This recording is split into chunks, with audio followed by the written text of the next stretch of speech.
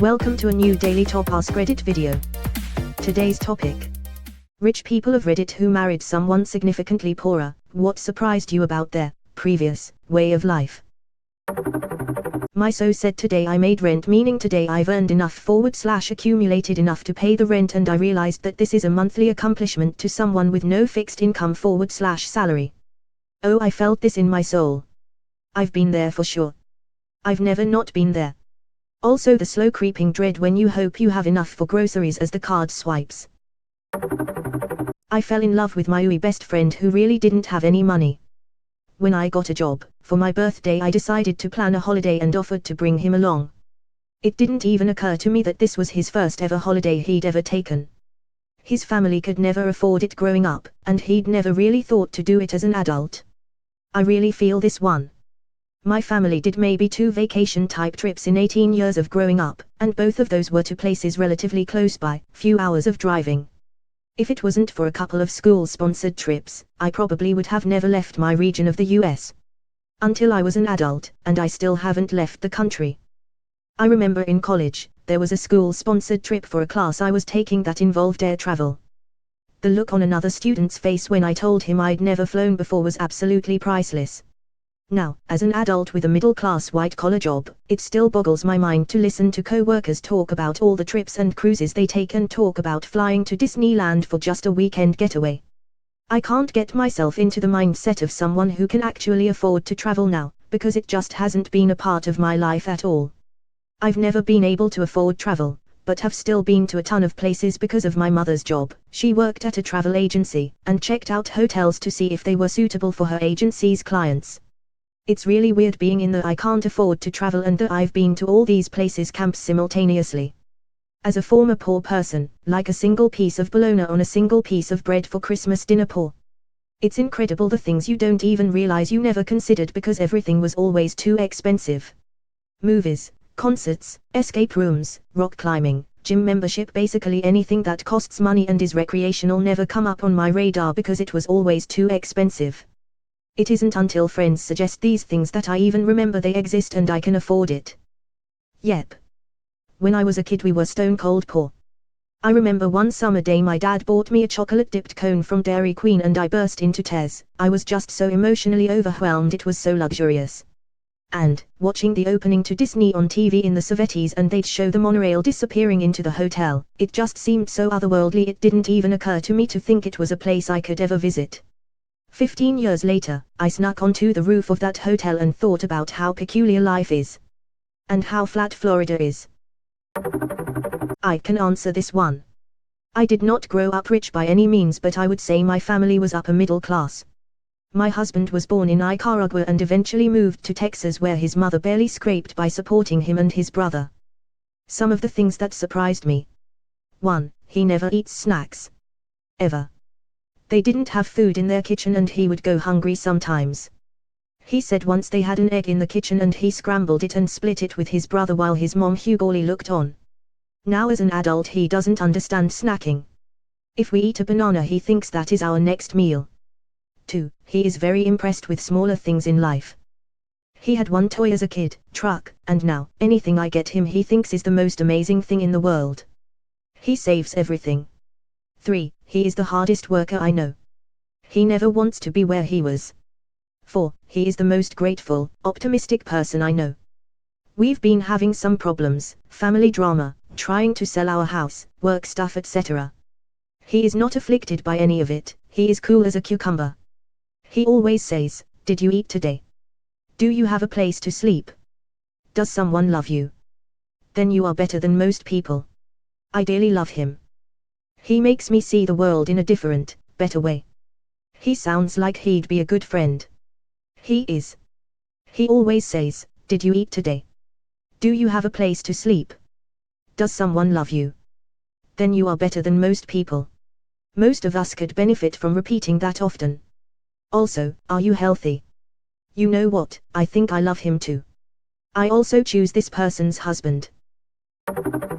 My husband grew up in a family where they were comfortable but on a strict budget. 6 kids and mom on disability. My family had no budget. One day we were at the grocery store and he always insists on walking up and down every aisle. I finally lost it because he was taking so long and asked him why he did it. Growing up we could only spend $100 a week on groceries for all of us. I always had to put what I wanted back because we couldn't afford it. Now I can afford whatever I want, so I like to look at everything I could have. Took him 10 years to tell me this. I felt like a terrible person. Edit, thanks for the silver, kind homies. My dad is a successful business owner now with several houses and multiple sources of income. But he grew up dirt poor when he had parents, and became even poorer when he was out on his own at 14. Think sleeping on the floor of a gas station men's room.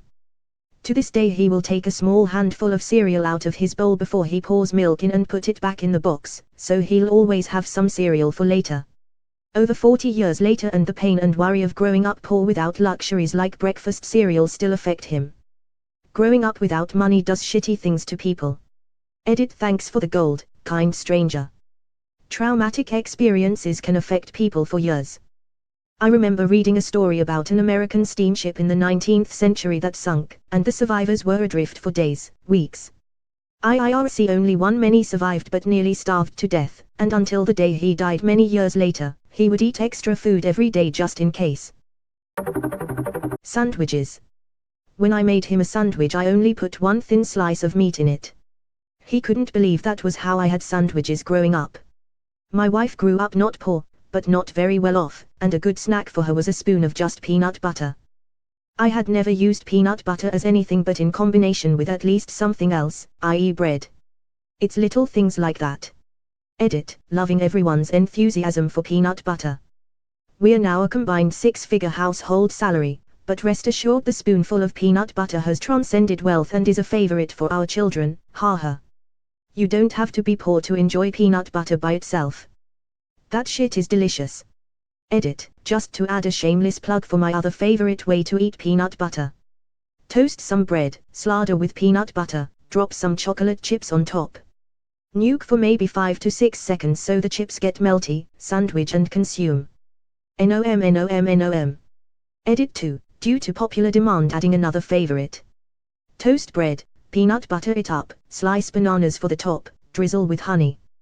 Delicious. Edit 3, some of the more unusual combinations I've been suggested. Peanut butter and pickles, peanut butter and grilled cheese, peanut butter and bacon, peanut butter and baked beans. Try at your own risk. Edit 4, last edit since this one seems to be very popular as well. Take a saltine cracker, add peanut butter, top with a marshmallow. Optional to toast, but who doesn't love toasted marshmallows? Edit 5, had to add this one for reasons. Too many suggestions to try peanut butter and mayo together. WTF is wrong with you people lol. Growing up, we weren't allowed to just eat deli slices, it had to go between 2 pieces of bread because that would fill you up faster and save on meat costs. Your comment just opened up a huge window into my husband for me. He's always railing against me for letting the kids eat lunch meat slices straight from the bag, and I've always wondered what the big deal was. You just made me connect this to his poor childhood.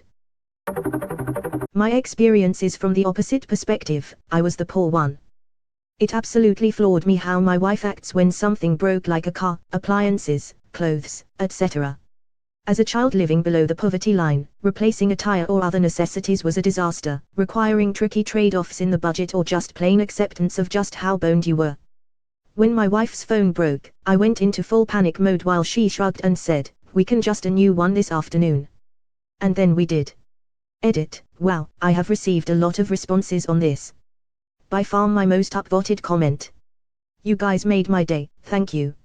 I have seen a few repair it comments. Like many of you, I am also a Picasso / MacGyver of the duct tape and trash bag world. This skill helped me break into IT. Sadly, the phone was beyond repair. Trust me, if I could have fixed it, I would have. And thank you for the silver. Last edit, y'all are giving me too many medals. I am very flattered, but this is going to spoil me. This has been the biggest shock for me too, going from poverty to upper middle class career and marrying into an upper middle class family. This morning my husband called me to say that he thinks our water heater is going, so he's made an appointment to replace it since it's only $1,000. I had a brief moment of panic and then remembered that's a tiny fraction of our savings, so it literally doesn't matter. $1,000 to me now is $100 was to me just 5 years ago when I graduated law school, and what $10 was to me 13 years ago as an undergraduate. The new water heater is literally as stressful as the $10 I'd spend going to Chipotle was in college. Surreal. Edit. To clarify, that's still a lot of money and not literally the same as buying a burrito. It just isn't that stressful in the grand scheme of things because we're double income, no kids, we budget money for home repair annually, and we live in a low-cost area. And I've been through a ton of therapy, so life doesn't stress me out as much in general these days. Shout out to professionals skilled in handling developmental trauma. It's amazing how much of a calming effect that financial safety net has as well. A lot of people bring up the panicked feeling when something breaks down, but knowing that you will be financially okay if shit blows up also has a day-to-day effect. Fuck up at work. Oh fuck, what if I get fired? What will I? Oh yeah, I'll use my savings while looking for a new job. Things going badly with boyfriend. Fuck, I can't move out, I can't afford the depots. Oh wait, yes I can. My dog has been acting funny, what if it's something serious? What if the surgery is too exp? Oh yeah, I can just pay it. Like, I'm not even remotely rich, but these are the kinds of expenses I know I can cover and be able to recover financially. It's like living in a permanent state of relief.